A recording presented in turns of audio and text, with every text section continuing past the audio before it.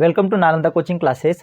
तर मित्रांनो, आपण या व्हिडिओमध्ये क्वाड्रॅटिक इक्वेशन क्लास 10th जो महाराष्ट्र बोर्डचा जो पेपर आहे क्लास 10th, तर मॅथमॅटिक्स पार्ट 1 म्हणजेच अल्जेब्रा, तर त्यात सेकंड टॉपिक आहे, तर तो क्वाड्रॅटिक इक्वेशन म्हणजेच वर्ग समीकरणे।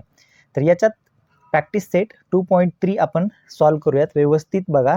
Solve the following quadratic equation by completing the square method. हा शब्द खूप महत्त्वाचा आहे, कंप्लीटिंग द स्क्वेअर मेथड। आतापर्यंत आपण फॅक्टरायझेशन मेथडने वगैरे सॉल्व केलेले आहे।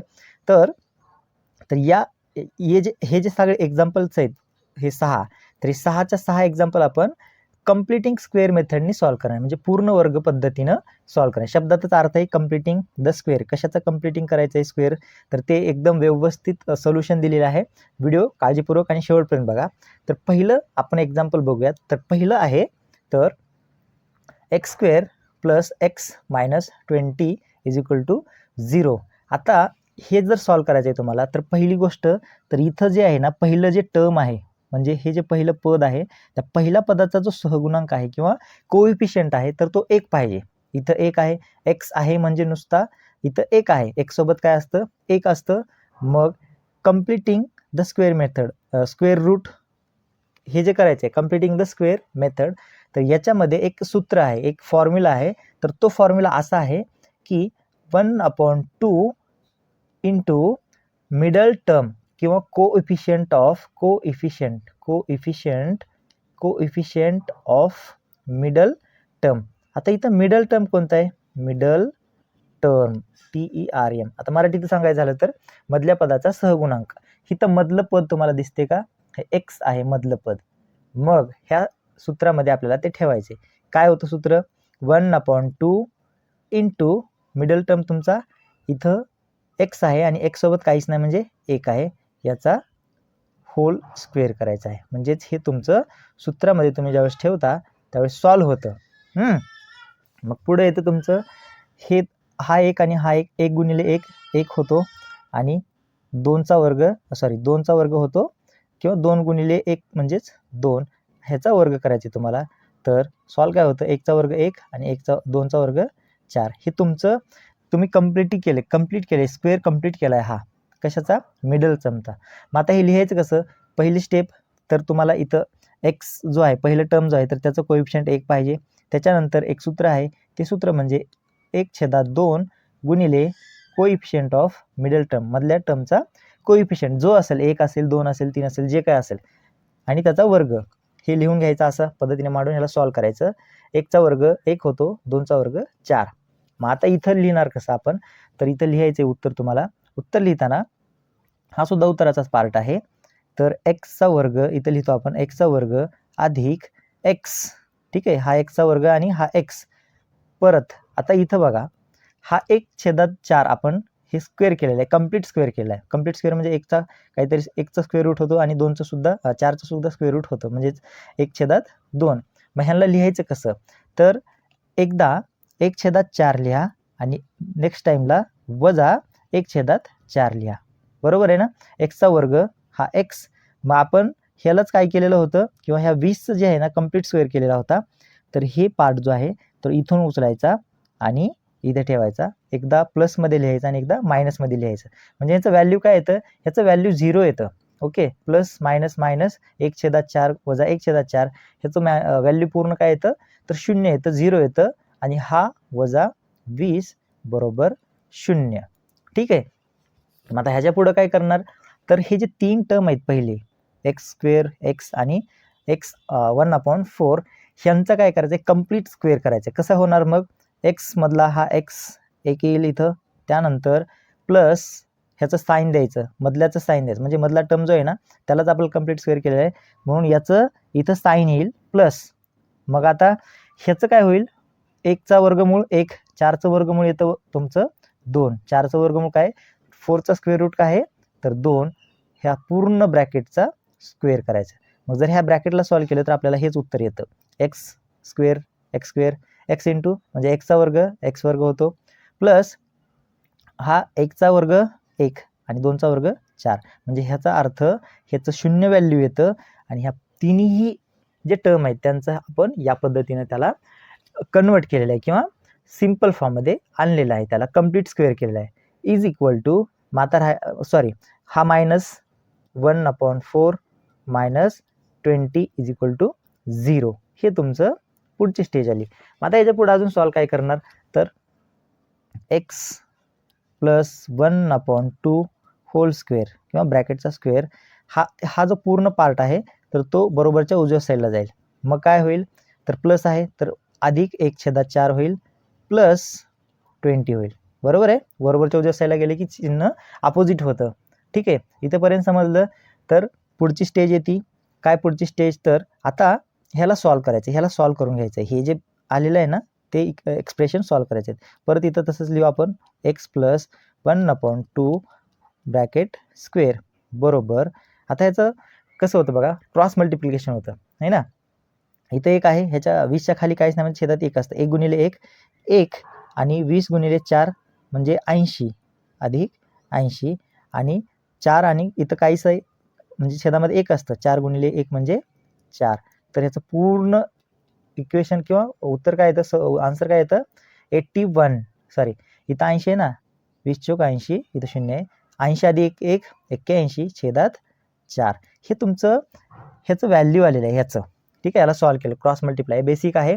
मग आता पुढची स्टेज काय आहे, तर पुढच्या स्टेजमध्ये आपल्याला सॉल्व करायचं आहे की ह्यांचं स्क्वेअर रूट घ्यायचं. इथं स्क्वेअर रूट, इथं स्क्वेअर आहे, इथं नाही, म्हणून आपल्याला दोन्ही बाजूमध्ये स्क्वेअर रूट घ्यावं लागतं. म्हणून इथं लिहिणार आपण taking square root on both side. दोन्ही बाजूस आपल्याला काय करावं लागतं, स्क्वेअर रूट घ्यावं लागतं, दोन्ही साईड्स, बोथ साईड्स. ठीक आहे, पुढच्या स्लाईडमध्ये जाऊ आपण.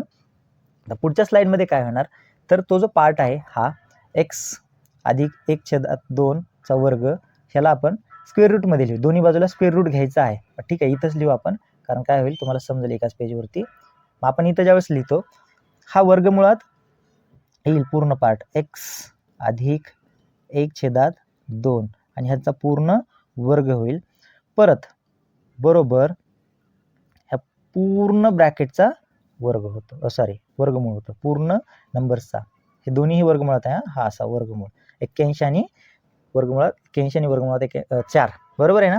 मग आता हा वर्गमूळचं साईन जातं आणि हा वर्ग जातो. आता काय इथं फक्त x अधिक 1/2 बरोबर. आता इथे एक गोष्ट लक्षात ठेवा, कोणती, जर मी तुम्हाला म्हटलं की 9चं वर्गमूळ किती आहे ना, 9चा वर्ग किती, तुम्ही कसं करणार वर्ग, 9 × 9 बरोबर 81 लिहिता.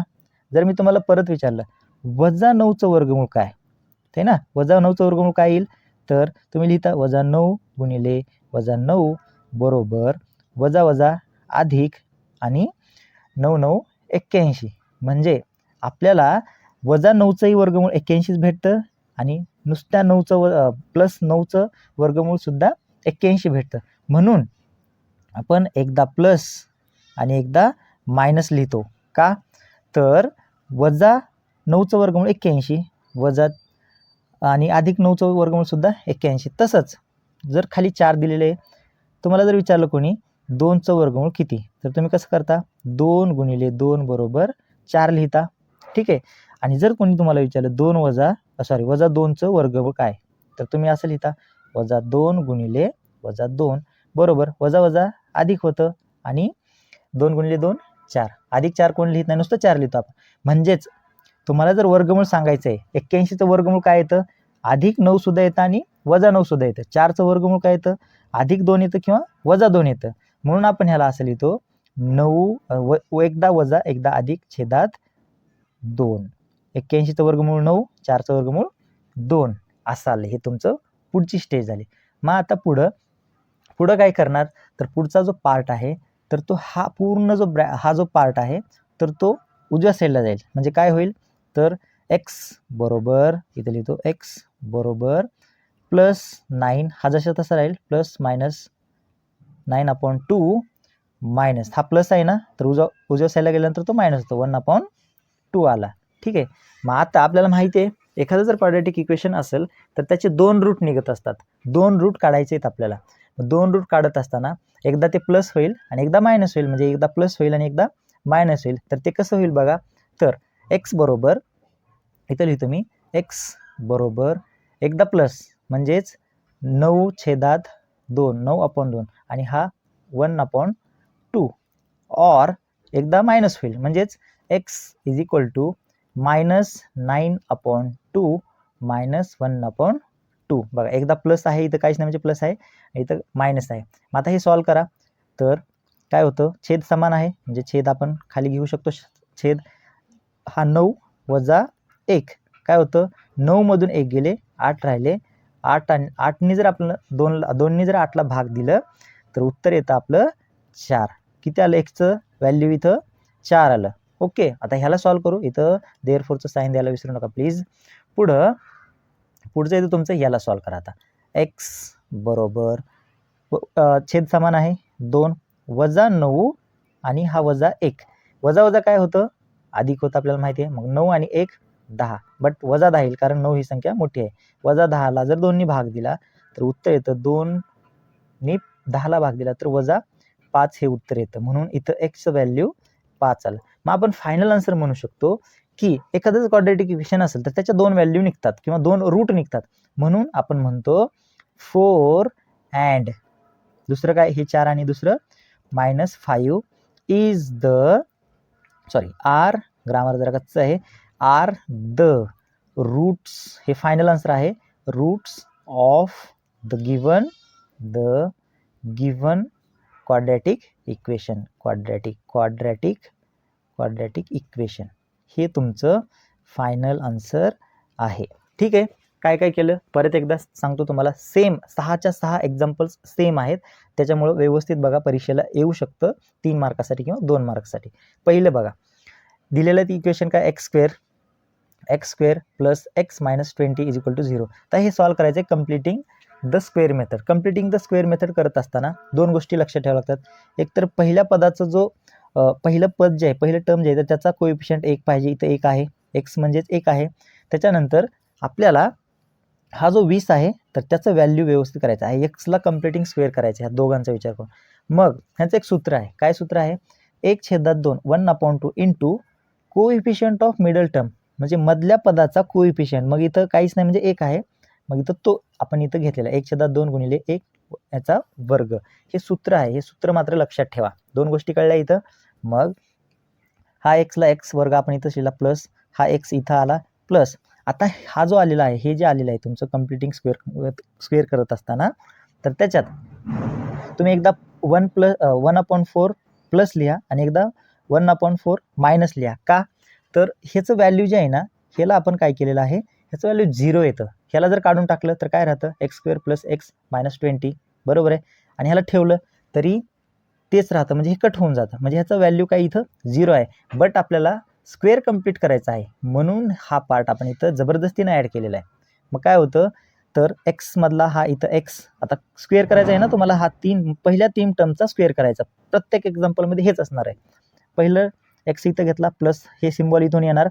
मग 1/1चं वर्गमूळ 1 4चं वर्गमूळ 2. आता पूर्ण ह्याला काय केलं तुम्ही वर्ग करून घेतला.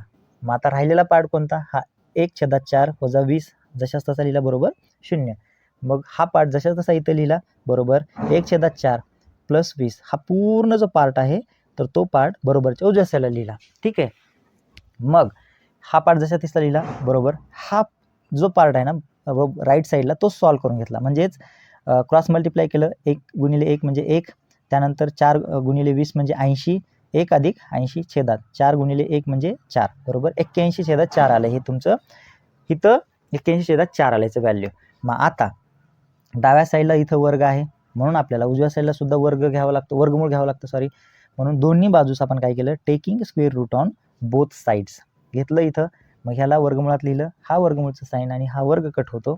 इथं राहतं काय x अधिक 1/2 बरोबर. आता इथं बघा तुम्हाला हे सांगितलं 81च तुम्हाला वर्गमूळ सांगायचं आहे.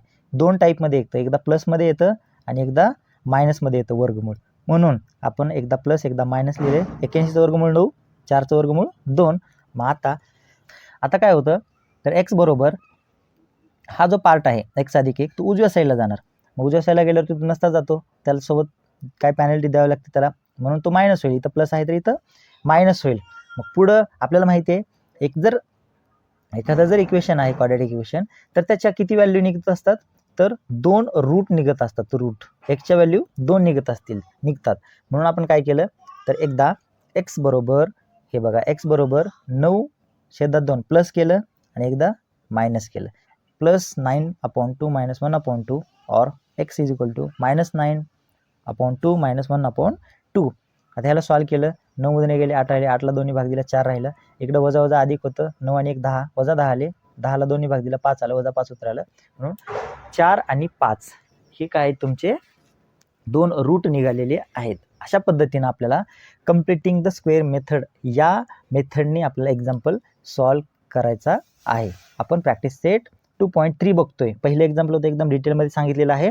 आता पुढचं एक्झाम्पल आपण सॉल्व करूयात. ठीक आहे, समजलं असेल तर लाईक करा, कमेंट करा, काय प्रॉब्लेम असेल तर लगेच विचारा. सेकंड एक्झाम्पल आहे x² + 2x - 5 = 0. आता हे जे आहे ना, तुमचं सूत्र काय, सूत्र इथं लिहायचं सूत्र, तर 1/2 गुणिले तुमचं कोएफिशियंट मधल्या टर्मचा कोएफिशियंट इथं किती आहे 2 ह्यांचा वर्ग. मी सॉल्व केलं, हा 2 हे 2 आणि हे 2 कट होतं, राहतं काय कंसामध्ये फक्त 1चा वर्ग. 1चा वर्ग किती येतो, 1चा वर्ग 1 येतो. मग आता इथं तर आपल्याला माहिती आहे एक्स नाही, एक्स सोबत काहीच नाही म्हणजे इथं 1 आहे. तर आपली पहिली कंडिशन काय, तर पहिल्या जो टर्म आहे त्याचा कोएफिशियंट 1च पाहिजे, सहगुणांक 1च पाहिजे. इथं 1 आहे. मग आपण अशा पद्धतीने सॉल्व करू. जर 1 नसेल तर काय करायचं ते पुढं सांगतो. मग बघा, ह्याला परत लिहिणार कसं, x² + 2x जशाच तसं लिहिलं.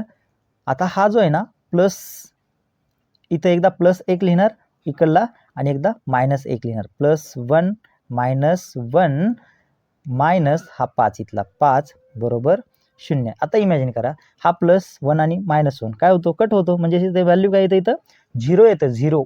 ओके, फक्त आपल्याला स्क्वेअर कंप्लीट करायचं आहे. ठीक आहे, कम्प्लिटिंग द स्क्वेअर मेथडने बघतोय म्हणून आपल्याला हे जबरदस्तीनं एवढं करावं लागतं.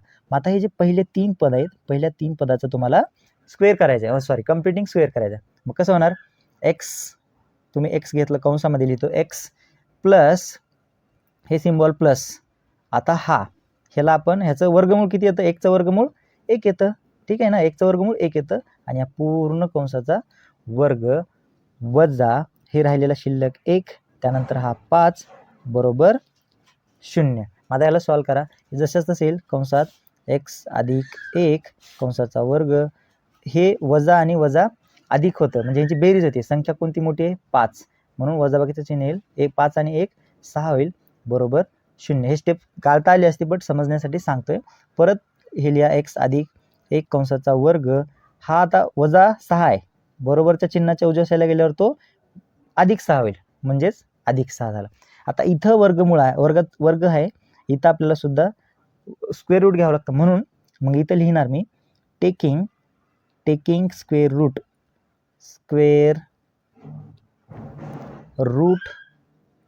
On both side. दोन्ही बाजूस आपल्याला काय करायचं आहे, स्क्वेअर रूट घ्यायचे दोन्ही बाजूस. मग तुम्ही स्क्वेअर रूट घेता, कसं घेणार, वर्गमुळात x + 1 चा किंवा ह्याचा वर्ग करता आपण, ह्याचा वर्ग. ठीक आहे, बरोबर. इथं काय येणार, वर्गमुळात 6 येतं.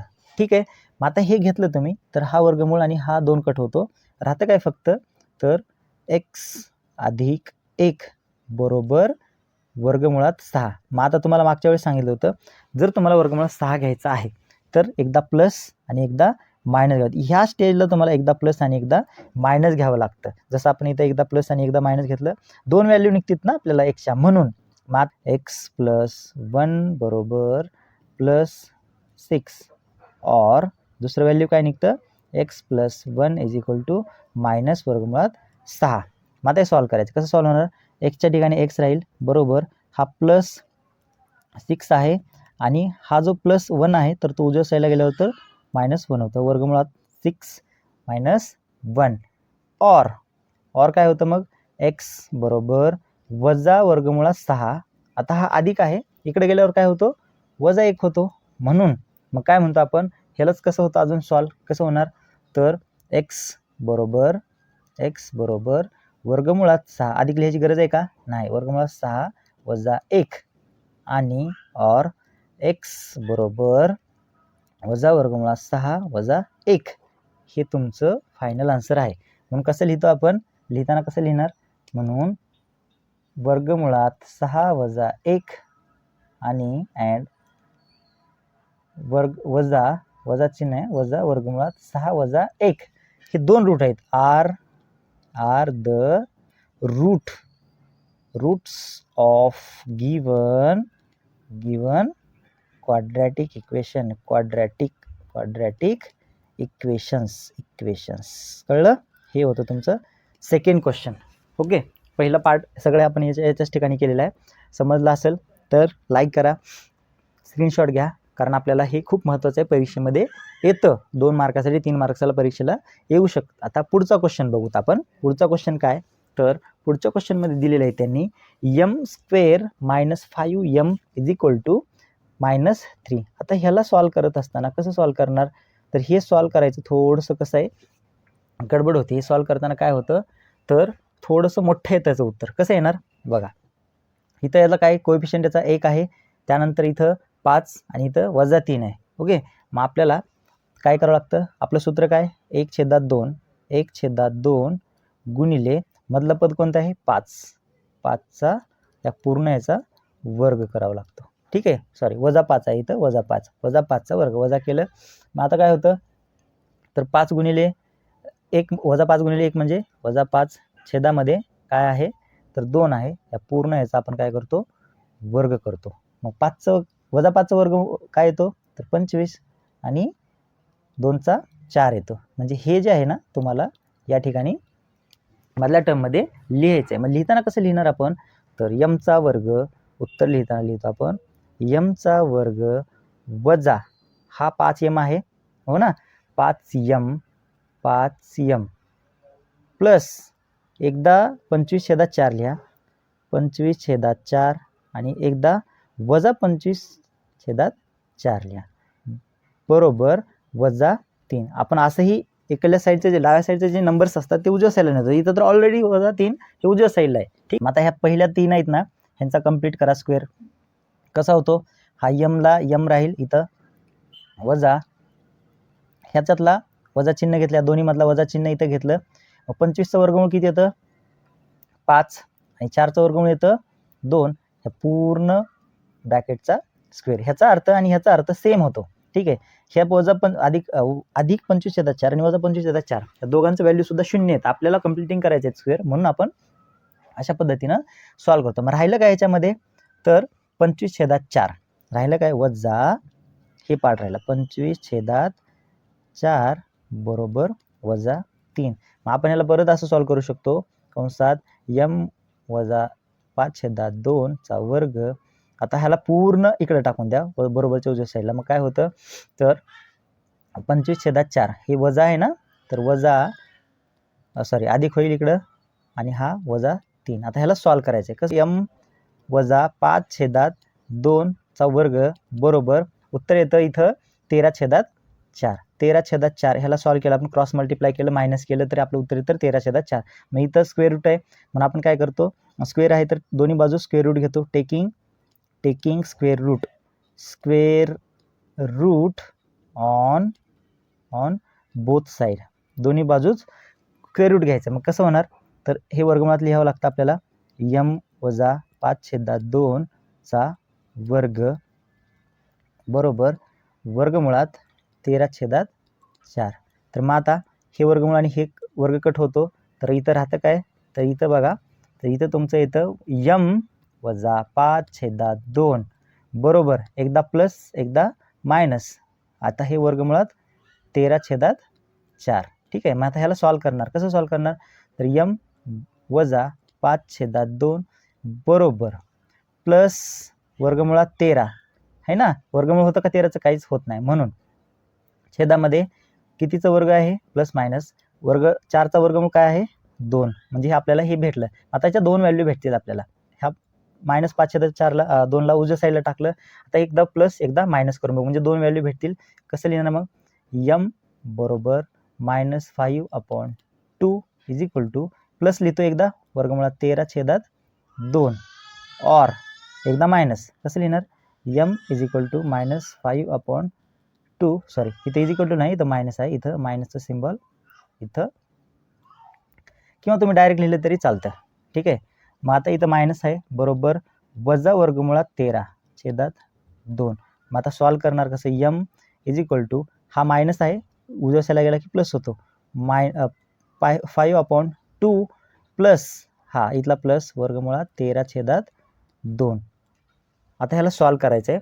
ह्याला सॉल्व करत असताना कसं होणार मग, m बरोबर हा 5 छेद समान आहे म्हणून 2 5 वर्गमुळात 13 हे mचं एक व्हॅल्यू भेटलं. मग दुसरं व्हॅल्यू काय भेटतं तर इथं ऑर m बरोबर आता हे वजा आहे ना, मग इकडे गेल्यावरती अधिक होतं म्हणून ह्याला लिहितो 5/2. आता हे वजाचं चिन्ह आहे, इथं वजाबाकीचं चिन्ह आहे, वजा वर्गमुळात 13/2. एकदा प्लस एकदा मायनस. मग हे छेद समान आहे, त्याचे छेद समान असल्यावरती काय करतो, छेद समान करतो आपण, म्हणून 5 वजा वर्गमुळात 13.